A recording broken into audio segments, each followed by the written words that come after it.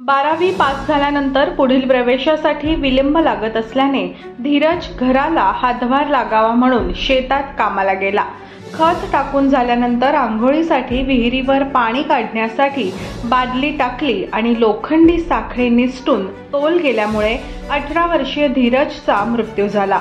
जामनेर तालुक्यातील टाकळी येथील धीरज नारायण पवार हा विद्यार्थी नुकताच 12वी पास झाला होता। पुढील शिक्षणाच्या प्रवेशासाठी विलंब लागत असल्याने घराला हातभार लागावा म्हणून दुसऱ्यांच्या शेतात मोलमजुरी करण्यासाठी गेला होता। सगळीकडे पेरणी झाल्यानंतर पिकांना खत टाकण्याची वेळ आली आहे म्हणून धीरज देखील शेतात खत टाकण्यासाठी गेला।